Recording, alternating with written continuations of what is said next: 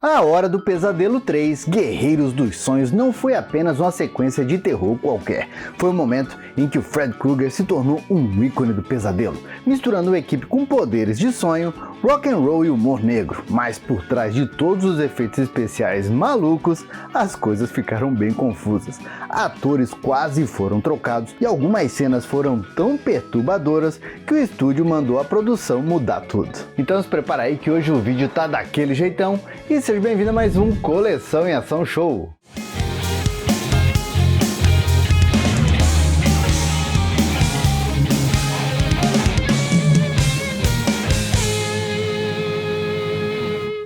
E A Hora do Pesadelo 3, Guerreiros dos Sonhos, conhecido como A Nightmare on Elm Street 3 Dream Warriors no original, foi lançado em 1987 e elevou o vilão Fred Krueger, vivido de um jeito único pela lenda Robert Englund, como um dos principais monstros dos anos 80. É claro, que o original de 1984, dirigido e também escrito pelo mestre Wes Craven, até hoje continua imbatível dentro da franquia. Se realmente ou será apenas uma alucinação? Se alguém assim entrar no seu sono, é melhor gritar por socorro. A Hora do Pesadelo, um grande sucesso do cinema, escolhido especialmente para você. Depois de amanhã, 9h30 da noite, no seu cinema em casa. Só que depois do lançamento do segundo pesadelo, já em 1985, conhecido aqui no Brasil como A Hora do Pesadelo 2, A Vingança de Fred, o Fred precisava de um filme de peso. Um tipo, vamos dizer assim, de tudo ou nada. Já que o fracasso do segundo filme, tanto de crítica quanto de público, chegou a levar a galera da New Line Cinema a pensar em colocar o Fred na geladeira dos sonhos para nunca mais tirar. E aí foi nesse tudo ou nada que a New Line acertou em cheio e praticamente descartou as ideias malucas do segundo filme e trouxe o Wes Craven de volta para escrever a história, sendo esse terceiro filme uma continuação direta do primeiro, inclusive marcando o retorno da Final Girl, a Nance Thompson, novamente vivida pela atriz Heather Langenkamp e ainda com a participação especial do pai dela, o policial Don Thompson, novamente com o grande John Saxon mandando bem demais no papel. Fred Krueger está de volta, transformando seus sonhos em pequenos pedaços de morte, levando à loucura aqueles que vivem presos entre os sonhos e a realidade. A Hora do Pesadelo 3. E foi assim, com o retorno de personagens conhecidos e o surgimento dos Guerreiros do Sonho, praticamente uma equipe de super-heróis com capacidade real de enfrentar o Fred de igual para igual, que A Hora do Pesadelo 3 se tornou um grande sucesso de público e até mesmo de crítica. Pois é, inclusive ele é considerado até hoje o segundo melhor filme da franquia.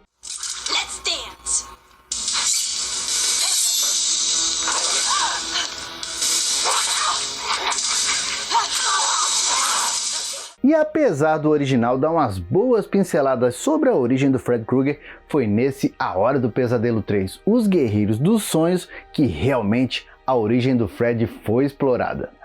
E essa origem era mais sinistra do que qualquer um esperava. Aqui a gente descobre que a mãe do Fred, Amanda Krueger, estava presa dentro de um hospital cheio de pacientes violentos e ela foi violentada por dias sem que ninguém soubesse que ela estava lá. E desse momento, vamos dizer, cruel ao extremo, Fredinho nasceu, sendo conhecido como o filho de 100 maníacos. O filme nunca mostra a cena diretamente, mas a história contada pela Freira Fantasma para o Dr. Neil Gordon, vivido aqui pelo ator Craig Wilson, foi capaz de gelar a alma dos fãs na época e inclusive gerou muitos debates na seção de cartas da revista Fangoria, referência quando o assunto era terror na época. Sim, hoje em dia as novas gerações e também as antigas, com um simples clique numa tela, consegue expressar os seus sentimentos, mas naquela época, tinha que ser na base da cartinha. O caso é que essa origem transformou o Fred de um simples monstro em algo amaldiçoado desde o nascimento, e o Wes Craven, criador do personagem, já disse em entrevistas que foi uma escolha bem perigosa, mas que no fim foi bem aceita pelos fãs e deu um background muito maior para o Fred.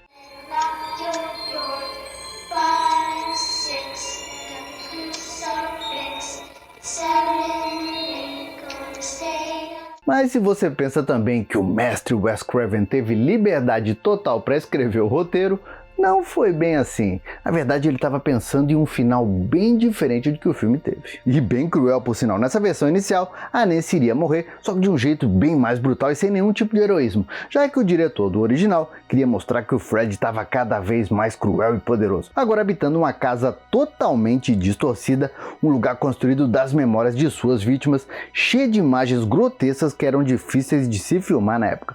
Para piorar, mesmo com todos os poderes e carisma, coisa difícil de se criar com personagens de terror, nenhum dos Guerreiros dos Sonhos iria sobreviver no final, e nem chegariam realmente a ser uma ameaça para o Fred. Resultado: os executivos da New Line não gostaram nem um pouco da ideia, eles acharam principalmente que o roteiro estava ficando bem pesado e também, caro de se fazer, e disseram que o primeiro e o segundo ato levavam o filme mais pro lado do humor negro e essa última parte botava tudo a perder. E aí nessas eles contrataram a dupla Bruce Wagner e o Frank Darabont para adaptar o roteiro, que dizem, pelo menos de início, gerou uma guerra nos bastidores com o criador da franquia.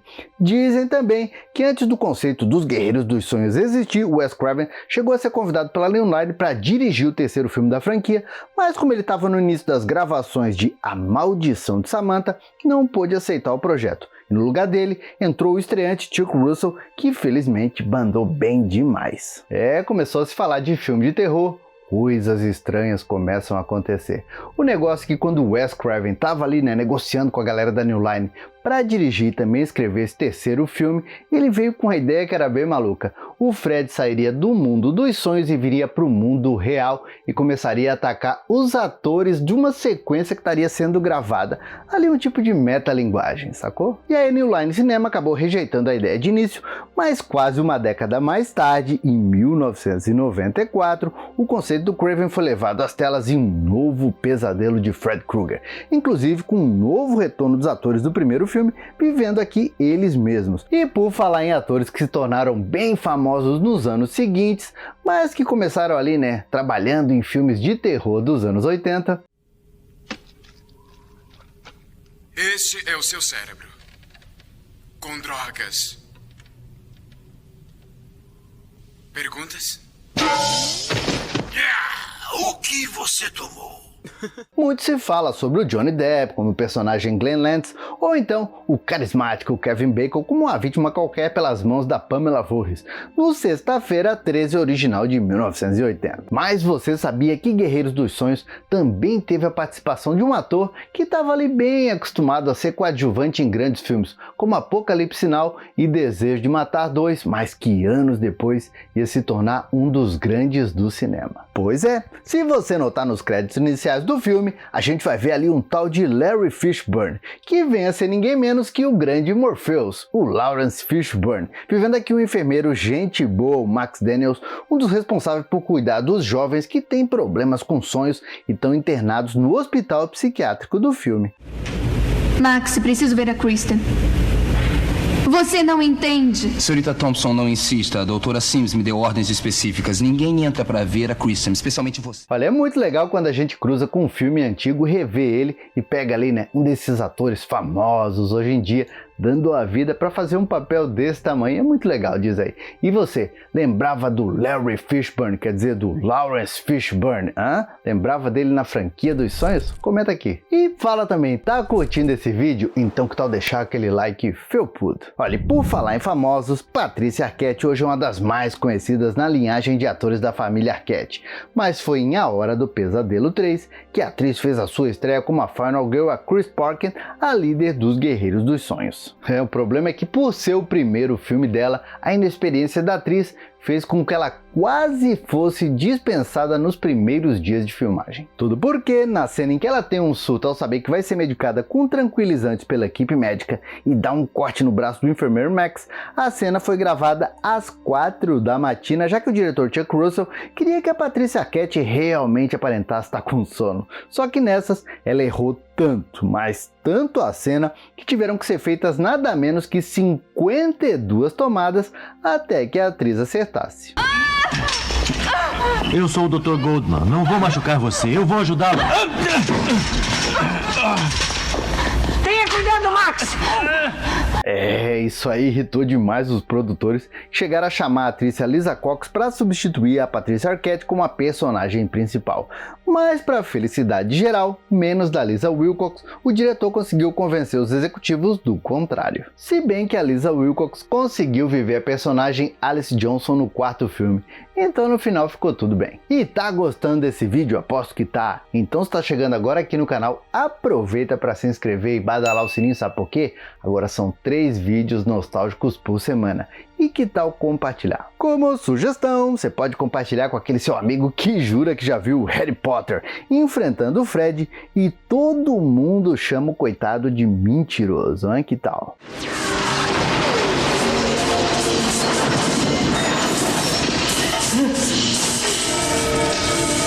Em nome de Eric, príncipe dos duendes, demônios sumam! Vamos dizer que no fim ele não estava tão errado assim. E por falar em Guerreiros dos Sonhos, uma das cenas mais icônicas desse terceiro filme, se não a mais famosa da série toda, é quando a personagem da atriz Penelope Sudrow, a loirinha Jennifer, é puxada através da tela de televisão pelo Fred. E quando chega a hora da Jennifer morrer, a cabeça do Fred sai do topo da TV e 2 braços mecânicos agarram e levantam a coitada. E é nessas que o Fred diz: "Bem-vinda ao horário nobre." Só que foi mudado um pouco na dublagem. Uma grande chance na TV, Jennifer! Bem-vindo ao horário nobre! Your big break in TV. Fuck the prime time, bitch. Acontece que essa frase não estava no roteiro e na hora o Robert Englund foi ali e improvisou bonito. E o pior, o diretor gostou e manteve a cena. Vai tá certo. E ainda falando nos Guerreiros dos Sonhos, apesar do Wes Craven ferrar demais com os originais sobreviventes ao longo do quarto filme, eles deram tão certo na franquia que uma nova geração de guerreiros surgiu, como por exemplo o garoto Mark Gray, que se transforma em um super-herói e tudo mais para enfrentar o vilão no quinto filme.